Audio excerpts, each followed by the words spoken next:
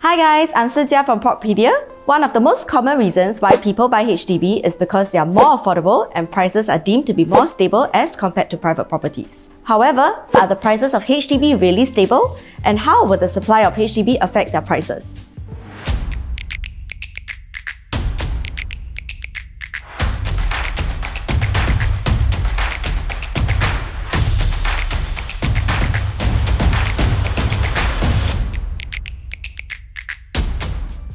Today, we'll be comparing 3 different areas with different HDB supply to see how it will affect its prices.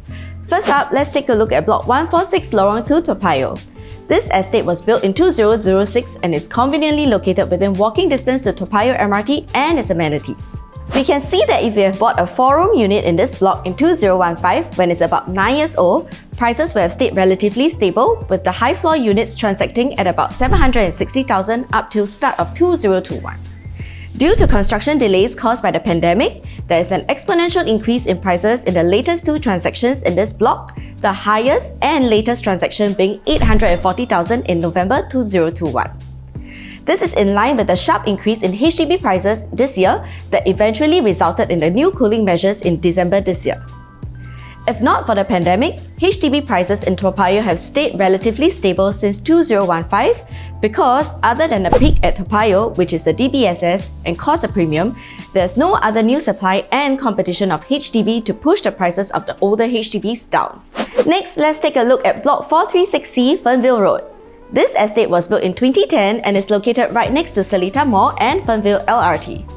There were some units selling pre-MOP in the estate, and if you were to buy a unit here, pre-MOP in 2013, it will cost us about 520,000. After its NOP in 2015, prices were averagely going about 450,000 instead. Prices continued to drop after that and were averaging around 410,000 in 2018 before an exponential increase this year to about 500,000. This is largely due to the pandemic, which caused a shortage of labour and construction delays up till today. A big question will prices in this estate drop to pre-COVID levels in the years to come, or will the price increment hold in the long run? Finally, let's take a look at another relatively new estate at Block 39A Bendemeer Road. This estate was built in 2012, located within walking distance to 2 MRT stations, Boon Keng and Geylang Bahru. Except for 1 unit on the highest floor that transacted at about 700,000 in March 2017, prices of units here averaged about 680,000 before 2018.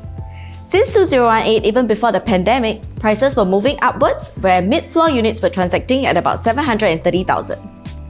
Based on our examples, from their MOP till prior to 2020, the Fernvale units dropped about 100,000, while the Bendemeer units gained up to 50,000. So why did the prices in these 2 relatively new estates in Fernvale and Bendemeer move so differently?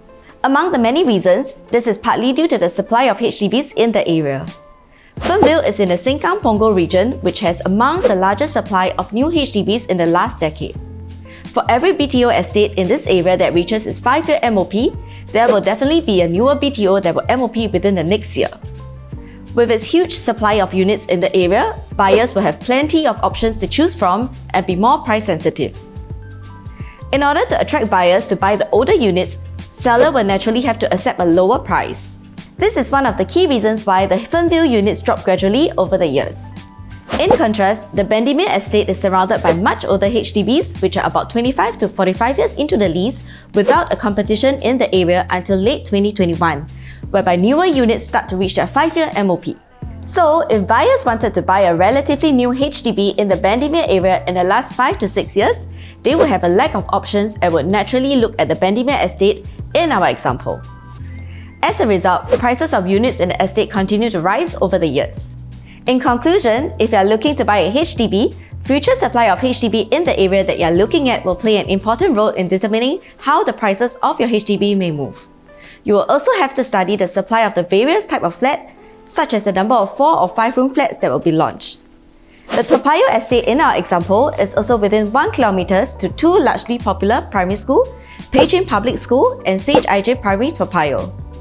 The Bendemeer Estate is also within 1 km to Hong Wen School. Could this have also helped to stabilize or increase the prices of the HDB in the area?